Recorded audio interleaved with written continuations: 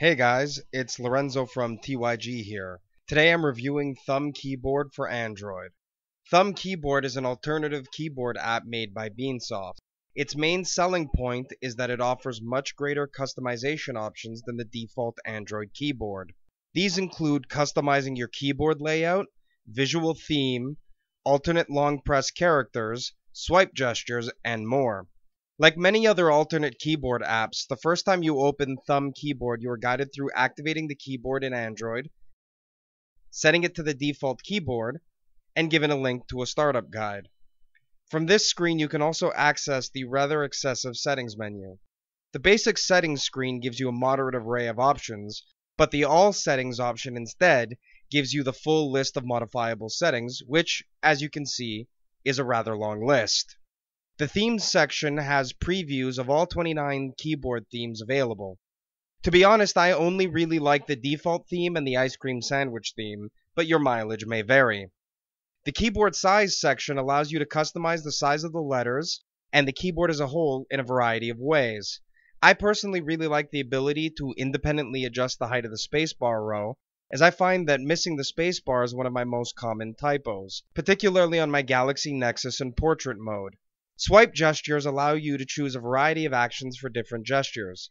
To be honest, I found the gestures section to be extremely hit and miss. It worked okay on my Nexus 7, but I found it to be extremely buggy on my G-Nex phone. I was really disappointed with this, as I'd really been hoping to be able to use gestures to access text shortcuts. Text shortcuts allow you to set a bunch of predefined bits of text that you can access from the menu. Text shortcuts would have been really awesome on my phone, where I would have actually used them, but unfortunately my phone is also where swipe gestures were so buggy that I generally didn't bother with it at all. The other major feature of this keyboard I wanted to cover is the variety of keyboard layout options. There are 7 portrait and 7 landscape modes that cover a variety of device sizes. The most unusual is probably the phone split layout, which has half the keyboard above the other half. Personally, I couldn't get used to using it, but I could see how it could work wonders on a phone in portrait mode if you took the time to get used to it. On my N7, I found normal split portrait and landscape keyboards suited me best, while on my G-Nex I ended up preferring the standard layout for portrait and the compact split layout for landscape. On my G-Nex, I also really like the option for one-handed typing, which biases the keyboard to the right side of the phone screen and makes typing with one thumb far less of a hassle. One nice feature of the standard Android keyboard that Thumb Keyboard retains is that hitting the backspace key after the app has made an autocorrection undoes that autocorrection. This is a feature not present in SwiftKey, which I'm also going to be reviewing in the near future, and it's a feature that I really got used to having on the standard keyboard, so I was glad to see it retained.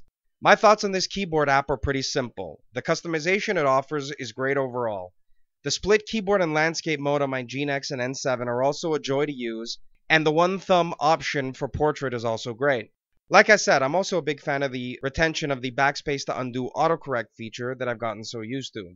Another big plus in my book is that if you have multiple Android devices, you can buy this app once and it will work on both phones and tablets, something not true of SwiftKey, which has a different app for phones and tablets. On the other hand, the autocorrect prediction engine frankly pales in comparison to that of SwiftKey.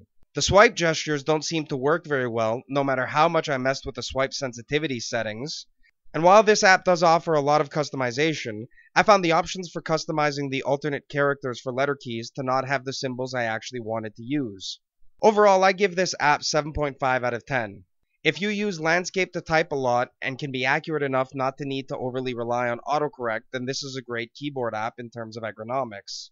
If you're looking for the absolute best in autocorrect engines and primarily type in portrait mode, then SwiftKey is probably the better option for you. Of course, at $2.49 US, Thumb Keyboard is also considerably cheaper than SwiftKey, especially for Android phone and tablet users who would have to buy SwiftKey twice. I hope you guys have enjoyed this review, and remember, check out that'syogarbage.com.